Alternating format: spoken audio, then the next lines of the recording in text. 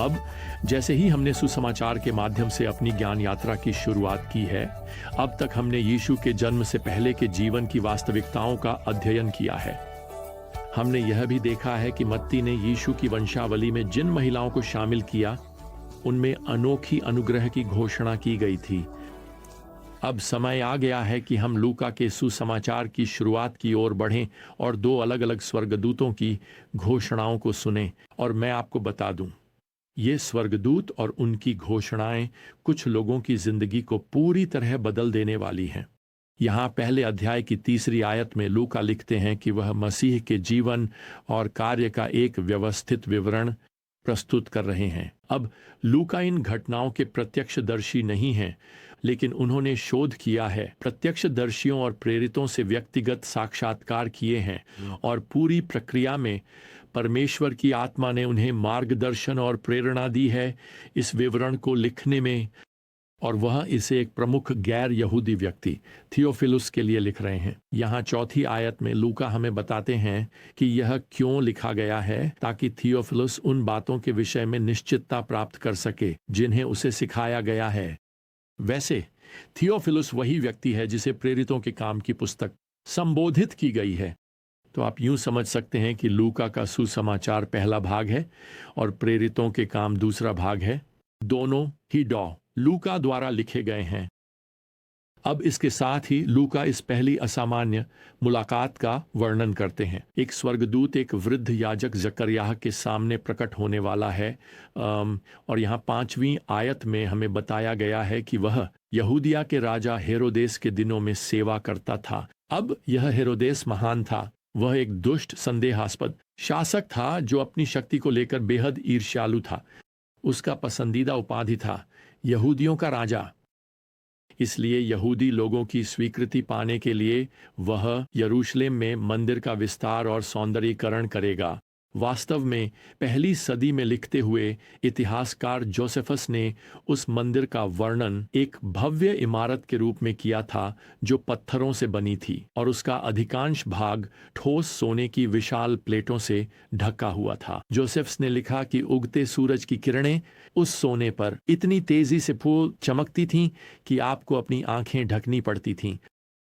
खैर, इसी समय के आसपास 5वीं आयत कहती है, जकरयाह नाम का एक व्यक्ति था और उसकी पत्नी हारून की बेटियों में से थी और उसका नाम एलिजाबेथ था। लूका इस धार्मिक दंपति का वर्णन यहाँ 6 आयत में करते हैं। वे दोनों परमेश्वर के सामने धर्मी थे और प्रभु की सभी आज्ञाओं और विधियों में निर्दोष रूप से चलते थे। लेकिन उनके कोई संतान नहीं थी, क्योंकि एलिजाबेथ बांझ थी और दोनों ही उम्र में बहुत आगे बढ़ चुके थे। अब आपको समझना चाहिए कि उन दिनों में संतान न होना परमेश्वर की अप्रसन्नता का चिन्ह माना जाता था। शायद उन्होंने अपने जीवन में कोई छुपा हुआ पाप स्वीकार नहीं किया है, लेकिन उनकी संतानहीनता स्पष्ट रूप से पाप के कारण नहीं थी। वे एक धार्मिक दंपति थे। यह परमेश्वर की योजना का परिणाम था। तो जब जकरयाह मंदिर में सेवा कर रहे थे, जैसा कि हमें यहाँ 9वीं आयत में बताया गया है, उन्हें प्रभु के मंदिर में प्रवेश करने और धूप जलाने के लिए चिट्ठी द्वारा चुना गया। अब कई याजकों को अपने पूरे जीवन में कभी भी पवित्र स्थान के अंदर जाने का अवसर नहीं मिला। वहीं पर रोटी, दीवट और धूप की वेदी रखी जाती थी, और यदि उन्हें चुना जाता था तो वे अपने जीवन में केवल एक बार ही यह कर सकते थे। इसलिए यह जकरयाह के लिए जीवन में एक बार मिलने वाला अवसर था। आयत 10 हमें बताती है, सारी प्रजा धूप चढ़ाने के समय बाहर प्रार्थना कर रही थी। जकरयाह पवित्र स्थान में प्रवेश कर रहे हैं, जो परम पवित्र स्थान के ठीक बाहर है। मैं उसे देख सकता हूं कि कैसे उसके कांपते हुए बूढ़े हाथों से वह उस वेदी की अंगारों पर धूप छिड़क रहा है। जैसे ही वह सुगंधित धुआं ऊपर उठने लगता है, और फिर अचानक जकरयाह को एहसास होता है कि वह वहां अकेला नहीं है। आयत 11 कहती है, उसके सामने प्रभु का एक दूत प्रकट हुआ, और जब जकरयाह ने उसे देखा तो वह घबरा गया और उस पर भय छा गया। मैं कल्पना कर सकता हूं, स्वर्गदूत आयत 13 में बोलता है, डरो मत जकरयाह, क्योंकि तुम्हारी प्रार्थना सुन ली गई है, और तुम्हारी पत्नी एलिजाबेथ तुम्हें एक पुत्र देगी, और तुम उसका नाम योहन रखना, क्या आप इस खबर की कल्पना कर सकते हैं? जकरिया, तुम और तुम्हारी पत्नी को एक बेटा होने वाला है और तुम्हारे बेटे की भविष्य की सेवा यह होगी। वह यहाँ आयत 17 में कहता है, प्रभु के लिए एक तैयार प्रजा तैयार करना। जकरिया की तुरंत प्रतिक्रिया हल्लेलुयाह नहीं है। आप सोचेंगे कि वह ऐसा ही कहेगा, इसके बजाय वह पूछता है, कैसे मुझे यह कैसे पता चलेगा? हाँ, वह यहाँ आयत 18 में पूछता है। दूसरे शब्दों में, यह अविश्वसनीय है, मैं इस पर विश्वास नहीं कर सकता। क्या आप मुझे कोई प्रमाण दे सकते हैं कि भगवान ऐसा करेंगे? याद दिला दूं, जैसे पुराने समय में अब्राहम और सारा को विश्वास नहीं था कि भगवान उनके माध्यम से एक मसीह के पूर्वज को उत्पन्न कर सकते हैं, वैसे ही जकरिया को भी विश्वास नहीं है कि भगवान उसके और एलिजाबेथ के माध्यम से वर्ष मसीह के अग्रदूत को उत्पन्न कर सकते हैं। और यहाँ आयत 19 में स्वर्गदूत उत्तर देता है, मैं गैब्रियल हूं, मैं परमेश्वर की उपस्थिति में खड़ा रहता हूं। दूसरे शब्दों में वह कह रहा है, तुम्हें और क्या चाहिए भगवान के वचन को साबित करने के लिए? तुम्हारे सामने एक स्वर्गदूत खड़ा है जो परमेश्वर की उपस्थिति से आया है। खैर, अगर तुम्हें और प्रमाण चाहिए तो यह लो। आयत 20, जकरिया, तुम चुप रहोगे और बोल नहीं पाओगे जब तक ये बातें पूरी न हो जाए, क्योंकि तुमने मेरे वचनों पर विश्वास नहीं किया, ये जो अपने समय पर पूरी होंगी। अब हम बाइबल के इतिहास से जानते हैं कि यह याजकों की प्रथा थी कि वे यह धूप चढ़ाते थे और फिर बाहर आकर मंदिर के बरामदे में खड़े होकर लोगों को आशीर्वाद देते थे। लेकिन जकरिया बोल नहीं सकते। असल में वह अगले 9 महीनों तक बोल भी नहीं पाएंगे। क्या आप उनकी निराशा की कल्पना कर सकते हैं? उनके पास परमेश्वर की ओर से समाचार है, एक स्वर्गदूत उनसे मिलने आया है, लेकिन वह इसके बारे में एक शब्द भी नहीं कह सकते। खैर, मैं आपको बता दूं, इससे जकरिया का ध्यान तो गया ही, उनकी पत्नी का भी ध्यान गया। इन 9 महीनों में यह उनके विश्वास को परमेश्वर के वचन पर भरोसा करने में विकसित करेगा। अब इसी बीच स्वर्गदूत गैब्रियल एक और जोड़े की जिंदगी को पूरी तरह बदलने वाले हैं।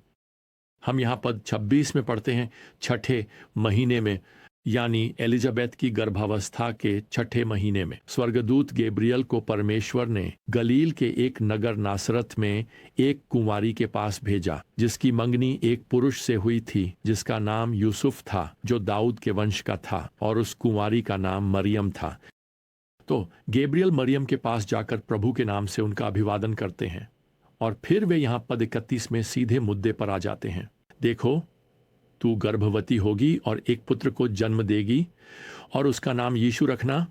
वह महान होगा और परम प्रधान का पुत्र कहलाएगा और प्रभु परमेश्वर उसे उसके पिता दाऊद का सिंहासन देगा और वह याकूब के घराने पर सदा राज्य करेगा और उसके राज्य का कभी अंत न होगा। अब मरियम के मन में कोई संदेह नहीं रह सकता कि यह बालक वही प्रतिज्ञात मसीह है। वह 2 शमूएल 7 में दी गई दाऊदी वाचा को पूरा करेगा। वह सदा के लिए राजा के रूप में राज्य करेगा। वह विशेष रूप से बस परमेश्वर का पुत्र है। उसका नाम यीशु रखा जाएगा, जिसका अर्थ है प्रभु उद्धार करता है। अब मरियम इस समाचार के भार से चकित रह जाती है। पद 34, मरियम ने स्वर्गदूत से कहा, यह कैसे होगा क्योंकि मैं तो कुंवारी हूं?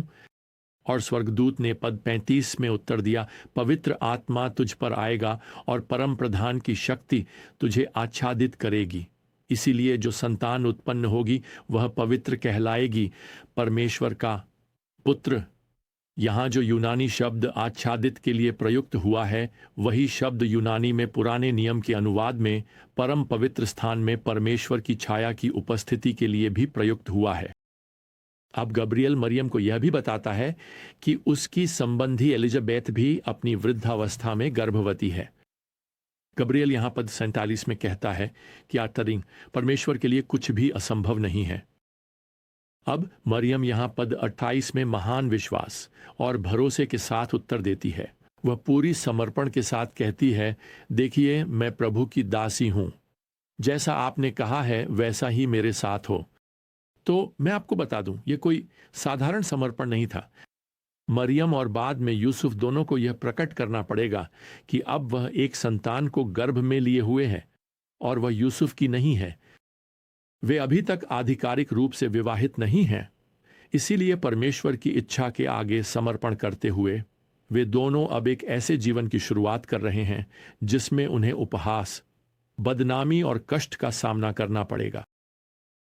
मेरे मित्र, हो सकता है कि अभी परमेश्वर की इच्छा का पालन करना आपके लिए कठिनाई और नई कष्ट ला रहा हो, ये शायद बदनामी और उपहास भी। मैं चाहता हूं कि हम सब आज भी प्रभु से यही समर्पण की गवाही दें। मैं आपकी दासी सेवक हूं प्रभु, मेरे जीवन के साथ जैसा आपकी इच्छा हो वैसा करें। आज मैं अपने आप को आपके समर्पित करता हूं। तो प्रियजनों, हमारी अगली विजडम जर्नी तक प्रभु यीशु मसीह का अनुग्रह, परमेश्वर का प्रेम और पवित्र आत्मा की संगति आप सभी के साथ बनी रहे। आमीन।